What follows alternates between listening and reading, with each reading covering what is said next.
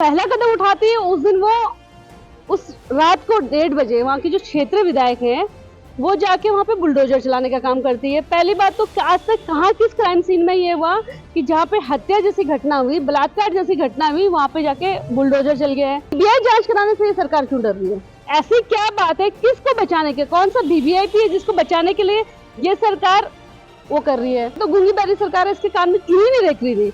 तो मुझे ये डिसीजन लेना पड़ा और मैंने और मेरी साथी शिवानी मिश्रा थपलियाल जी ने उस दिन अपने बालों का मुंडन सरकार को श्रद्धांजलि के रूप में करा। ये महिलाएं ऐसी होंगी जो इन सब चीजों को फेस कर रही होंगी, जिनके साथ ये बलात्कार जैसी घटनाएं घट रही होंगी, लेकिन वो समाज के डर से, अपने परिवार की इज्जत के डर से आज बाहर नहीं आ रही होंगी और अपनी आवाज नहीं उठा रही होंगी। इस वक्त महिला कांग्रेस की प्रदेश अध्यक्ष ज्योति रौतेला हमारे साथ हैं। मैडम, कुछ दिनों पहले आपने बाल उतरवाए थे, आखिर कारण क्या था जो आपको इस तरीके से प्रदर्शन करना पड़ा और आज आप कुमाऊं दौरे पर आए हैं, क्या कारण है? देखिए, जो 21 सितंबर को हमने बालों को उतारने का काम किया, वो उसका बहुत बड़ा रीजन था कि अंकिता भंडारी की हत्या को 1 साल हो गया था। 1 साल होने के बावजूद ना तो सीबीआई की जांच उसमें हुई, ना ये केस फास्ट ट्रैक कोर्ट में चला। जबकि मुझे लगता है कि उत्तराखंड के लिए बहुत ही बड़ी घटना थी कि उत्तराखंड की एक बेटी, गरीब घर की बेटी, घर से निकलती है, 18 दिन उसको उस दिन निकले हुए थे और उसको उस होटल का मालिक का बेटा जो है पुलकित आर्या एक वीवीआईपी को एक्स्ट्रा सर्विस देने की बात करता है। वो लड़की रिफ्यूज करती है और कहीं ना कहीं आप ये समझिए कि वो उस लड़की को प्रोस्टिट्यूशन की तरफ धकेल रहा था। वो रिफ्यूज करती है तो उसकी हत्या हो जाती है। हत्या होती है, 1 साल हो गया।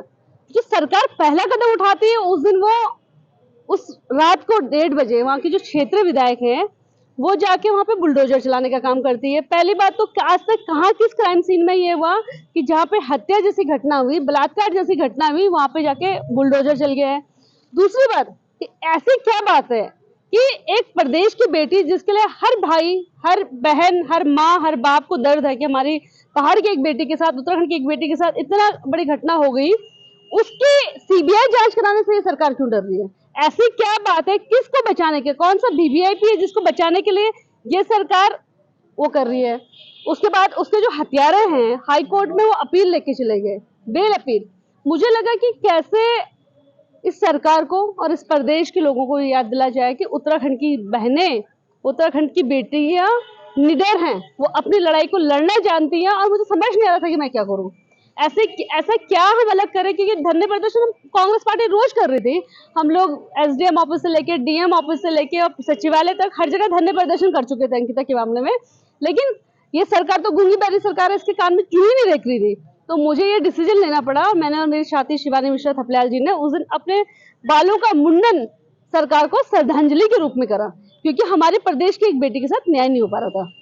इसके अलावा आपने एक आंकड़े देखे होंगे, जो कि एक आंकड़े सामने आए हैं कि उत्तराखंड में लगातार जो महिला अपराध है वो लगातार बढ़ते जा रहे हैं। एक चौंकाने वाले आंकड़े हैं, कहीं ना कहीं बहुत निंदनीय है, बहुत ही इस तरीके के जो आंकड़े सामने आए हैं उसको किस तरीके से आप देखते हैं? देखिए, मैं यही बोलती हूँ कि ये देवभूमि है और मैं लगातार अभी जो मैं देवप्रयाग से नई टिहरी, उत्तरकाशी, पुरोला, अल्मोड़ा, पिथौरागढ़ और नैनीताल में जो मैंने मीटिंगें करी, आज हल्द्वानी में करी, मैं लगातार यही बात बोल रही हूँ कि देवभूमि में पिछले 17 महीने में 1196 बलात्कार के केस रजिस्टर्ड है।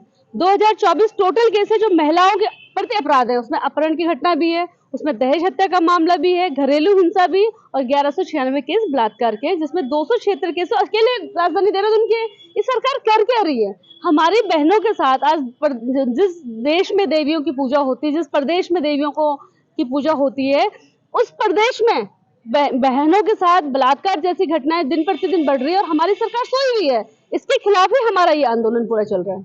इसके अलावा अगर बात करें, ये मामले वो है, ये आंकड़े वो है जो रजिस्टर्ड हुए हैं। इसके अलावा आपको लगता नहीं है कि बहुत सारे लोग पुलिस से जाने में जो डरते हैं या अपने बाहर जो आवाज है वो पहुंचाने में डरते हैं? इस तरीके के लोग भी बहुत सारे होंगे अगर पहाड़ों की बात करें, क्योंकि पहाड़ के लोग हैं, पुलिस थाने तक पहुंचने में काफी डर लगता है लोगों को और कहीं ना कहीं अपनी इज्जत और उसकी परवाह करते हुए लोग काफी चुप भी रहते, तो उनको आप किस तरीके से देखते? मैं लगातार यही लोगों से बोल रही हूँ और मैं यही बोल रही हूँ कि ये तो रजिस्टर्ड केसेस है, 1196 है। अभी भी बलात्कार जैसी घटनाओं को लोग कहीं ना कहीं एक परसेप्शन बना लेते हैं उस लड़की के प्रति जिसके साथ बलात्कार हुआ, उस परिवार के प्रति जिसके साथ बलात्कार हुआ, और उनको नेगेटिव नजरिया, उनका नजरिया जो लोगों को देखने का वो अलग हो जाता है। इस वजह से कितनी बहनें, कितनी महिलाएं ऐसी होंगी जो इन सब चीजों को फेस कर रही होंगी, जिनके साथ ये बलात्कार जैसी घटनाएं घट रही होंगी, लेकिन वो समाज के डर से, अपने परिवार की इज्जत के डर से आज बाहर नहीं आ रही होंगी और अपनी आवाज नहीं उठा रही होंगी। लेकिन मेरा उन बहनों से कहना चाहती हूँ कि अगर किसी बहन के साथ ऐसी घटनाएं घट रही हैं तो उनको बाहर आना चाहिए, उनको लड़ना चाहिए, एग्जाम्पल सेट करना चाहिए। नहीं तो ये दरिंदगी इस प्रदेश में, इस देश में हर बेटी के साथ हो सकती है और उसके खिलाफ आज हम सब बहनों को इकट्ठा होने की जरूरत है, हमें लड़ने की जरूरत है। हमारे परिवार की इज्जत उस दिन ही है जिस दिन हमारी बेटियां अपने अधिकारों की बात करें, अपनी इज्जत की रखवाली खुद से शुरू करें और हत्यारों को सजा दिलवाने का काम शुरू करें। आगे कांग्रेस की क्या रणनीति है अगर महिला कांग्रेस की बात करें? देखिए, महिला कांग्रेस अभी डिस्ट्रिक्ट वाइज का महिला स्वाभिमान न्याय यात्रा निकाल रही और दिसंबर 1 तारीख से हम लोग हर विधानसभा में, हर ब्लॉक में महिला स्वाभिमान यात्रा निकालेंगे और उसके लिए हम अपनी बहनों के पास जाएंगे, अपनी माताओं के पास, अपने युवाओं के पास जाएंगे और उनसे अपने आंदोलन से जुड़ने की बात करेंगे। हम उनसे बात करेंगे कि हम आपके बेटी की सुरक्षा की बात कर रहे हैं, हम आपके बेटे के रोजगार की बात कर रहे हैं, हम इस प्रदेश में जो भ्रष्टाचार हो रहा है उसके खिलाफ खड़े हैं और आप लोग हमारे साथ खड़ी हो और हम इस सरकार का पोल खोलने का काम महिला कांग्रेस 1 दिसंबर से जो हम लोग आंदोलन शुरू करेंगे उसमें करेंगे। धन्यवाद मैम। तो ये थी कांग्रेस प्रदेश अध्यक्ष महिला, जो कि जिनका कहना साफ तौर पर यह है कि जो रजिस्टर्ड केस है वो कहीं ना कहीं चौंकाने वाले हैं। और साथ ही अगर बात करें, इसके अलावा भी बहुत सारे ऐसे मामले हैं जो कि अभी तक दर्ज नहीं हुए हैं और ये जो आंकड़े सामने आए हैं वो कहीं ना कहीं एक चिंता का विषय उत्तराखंड देवभूमि के लिए बने हुए हैं। राहुल सिंह, हल्द्वानी।